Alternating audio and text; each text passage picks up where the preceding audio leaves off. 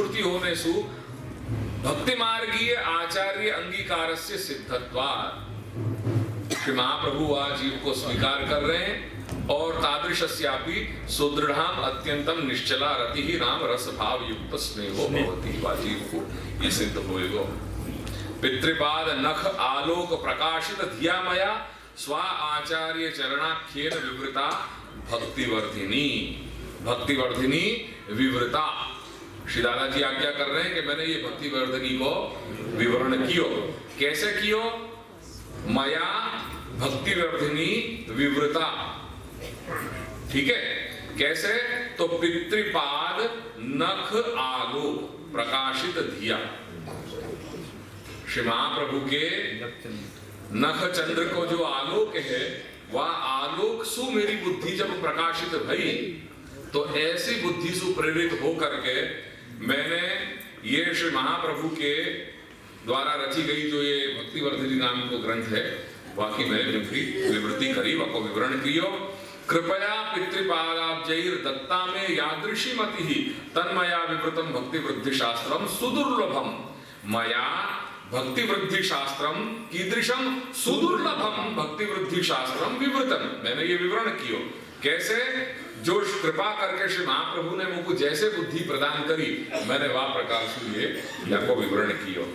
यद्यपि ईश्वर वाक्यानि दुर्बोधानि सदा स्वतः। यद्यपि ये ईश्वर के वाक्य हैं, ये श्री महाप्रभु साक्षात ईश्वर है, वस्तुतः कृष्ण एव, ये ईश्वर की वाणी है। तो ईश्वर की वाणी तो वैसे ही दुर्बोध हो गए क्योंकि परोक्ष प्रिय ही देवा भवन्ति। तो ये तो परोक्ष जो है वाणी हो गए तो वैसे ही दुर्बोध है स्वतः स्वाभाविक रूप से।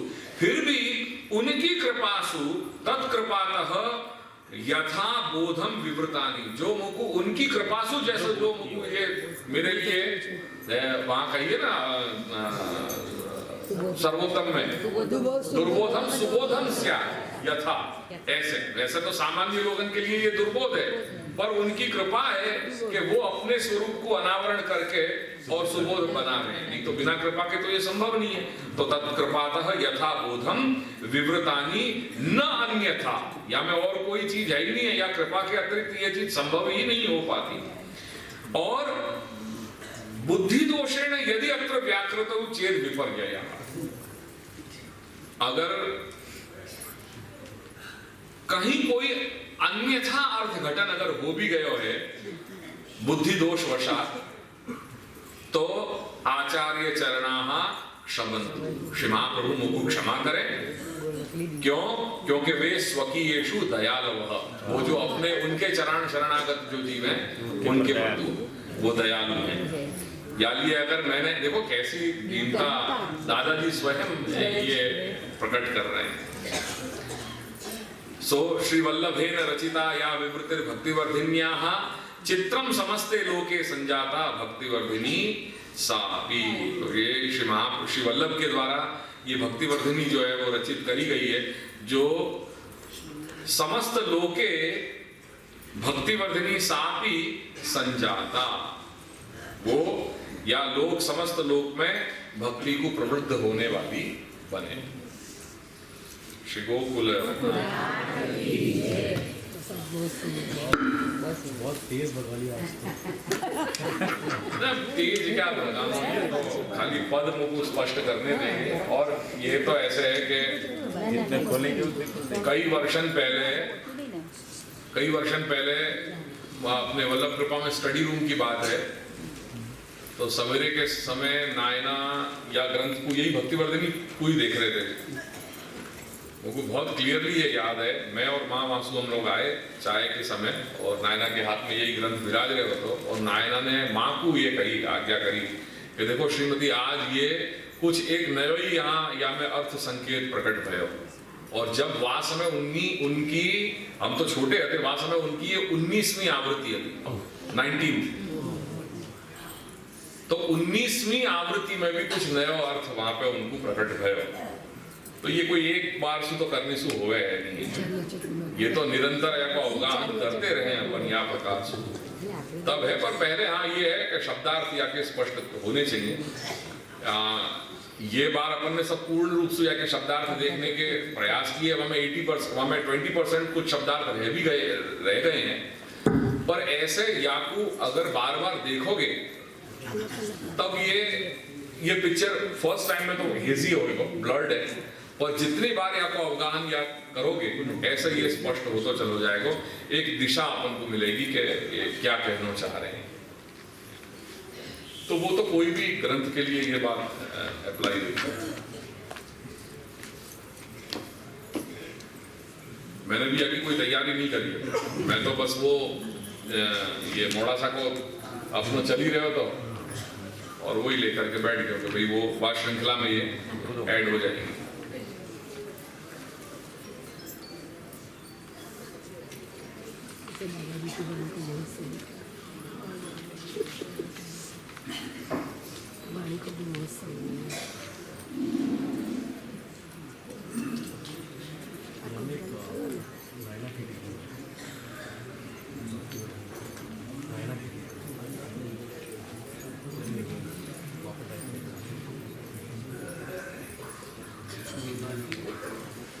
आज को समय देख लीजिए कैसे क्या रखना है। एक दूसरी चीज मुझे ये कहनी थी कि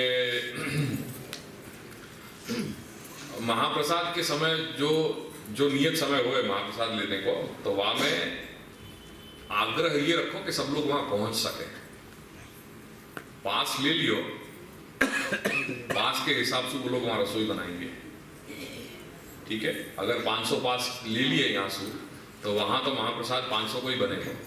अब वहां में 100-150 लोगों ने ये नक्की किया कि हम लोग नहीं जाएंगे, हम यहीं बैठे रहेंगे क्योंकि हमारी जगह नहीं चली जाए। तो नहीं वहां में ये 2 दिन की चालू रही है। कल भी मेरे पास सूचना आई कि महाप्रसाद बचे हो रहे हो, अब हमको यहाँ की व्यवस्था क्या करनी, क्योंकि 500 को पास गए और आए वहां में 350-400 लोग। तो अब वो जो 100-150 लोगों को जो बचा हुए है वहां को हमको क्या करना। तो मैं उन लोगों को भी कहूँ कि जो लोग जिनने पास लियो है पर जो नहीं गए हैं उनसे ही मैं कहूँ कि भाई वही आपको रास्ता निकाल दो, वो आपको रास्ता निकाल दो कि कोई वस्तु बिगड़नी तो नहीं चाहिए ना। अन्न दोष है ये तो। अन्नम मां परिचक्षित तद व्रतम। उपनिषद क्या कह रही है? अन्नम मां परिचक्षित तद व्रतम। तो ये चीज जरा ध्यान में रखो। या से क्या है कि और कुछ नहीं, अन्न को बिगाड़ हुए वो तो है ही सबसे बड़ा अपराध, और जो व्यवस्था करने वाले हैं उनको भी फिर खबर नहीं पड़े कि हमको कैसे करना क्या करना। वो अपने लिए व्यवस्था करके ये सब सुख त्याग करके वहां पे लगे रहे ताकि अपनी अनुकूलता हो, अपन यहाँ से उठ करके सीधो अपन को सब तैयार हो जाए। या लिए वो 40-50 लोग वहां पे मेहनत कर रहे हैं अपने लिए, ये सब चीज छोड़ करके वहां पे वो लगे हैं, सवेरे से लग रहे हैं वो। उनको नहीं होता होगा कि वो हम भी यहाँ पे आए। बस यही सब चीजें अपन को सोचनी है। ये अपनो घर है, घर की तरह अगर मानोगे तो कुछ भी चीज कहने की आवश्यकता नहीं है। मैं बार बार यह चीज को कहूं, नायना ये कहें कि अगर यहाँ परिसर में अगर कोई एक कोने में पान की पीक भी अगर कोई ने मारी है तो वो साफ करना मेरो घर में, क्योंकि ये दादाजी को घर है, मुझको जाना पड़ेगा वो साफ करने के लिए। ये भावना है। या तरीका से अगर अपन घर को मानेंगे कि भाई ये मेरो घर है और यहाँ कहीं भी कुछ बिगाड़ हो रहा है तो ये मेरो अपना खुद को बिगाड़ है, वो अपना सच्चो सेवक धर्म है। और अब मुझको ऐसी व्यवस्था यहाँ करनी है, ये मुझको सोच हेतल भाई ने दी। अपने बालासिनोर के ही युवा वैष्णव हैं जो यहाँ जो आर्किटेक्ट हैं, यहाँ को सब जो प्लानिंग वही करें। वो हेतल भाई ने अब की बार जब आए थे और हमारी ये सब बात चल रही थी, ये जो नया ये वॉशरूम वगैरह सब जो बनाए, वाकई पहले ये जब यहाँ बात हुई थी उन्होंने कही गुरुजी अब ये जो अब जो कुछ भी अब यहाँ परिवर्तन कर रहे हो आप, अब एक आप सुज्ञ हो, पर मेरी एक सोच है जो मैं आपको निवेदन कर रहा हूँ, अगर आपको योग्य लगे तो आप अपने यहाँ पे अपन ये अप्लाई कर सकें कि जैसे गुरुद्वारा की पद्धति हो ऐसे यहाँ पे सब लोगों को जो भी वैष्णव आए उनको ये कहो कि यहाँ पे साफ सफाई करें, क्योंकि इतना बड़ा घर है, सबको आकर के यहाँ अमुक अमुक पोर्शन दे दो, and that's what we are going to do.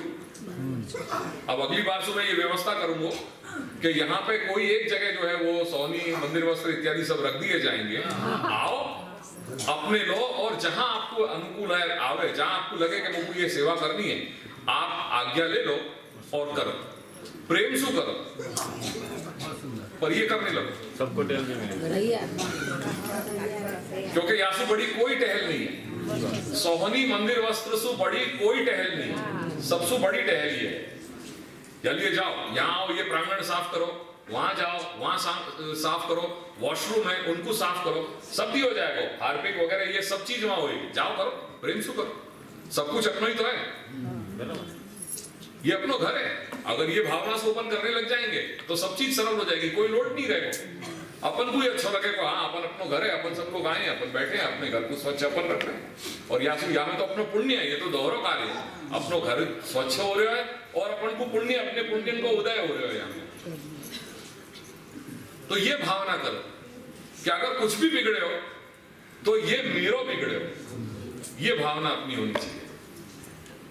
यानी वो ध्यान रखियो कि पास ले रहे हो, हमारे यहाँ कहे ना कि भाई ये दादी माँ को बहुत आग्रह है, कुछ भी करके पकड़ के भी हम लोग सो रहे हैं, नींद आ रही है, कैसे भी करके अरे चलो मुंह झूठा करो, चलो कुछ भी नहीं तो बैठ के आप जैसे जन्माष्टमी पे हम लोग नीचे से सेवा करके पूरा क्रम करके हम लोग 2 बजे ऊपर आते, 2-2:30 बजे आते। अब तो थोड़ा जल्दी क्रम हो जाए, 1 बजे लगभग हम लोग आ जाए, पर पहले जब दादी माँ और पहले प्रकाश सब अंदर के बढ़े जाते तब हम लोग लगभग 2:30-3 बजे आते।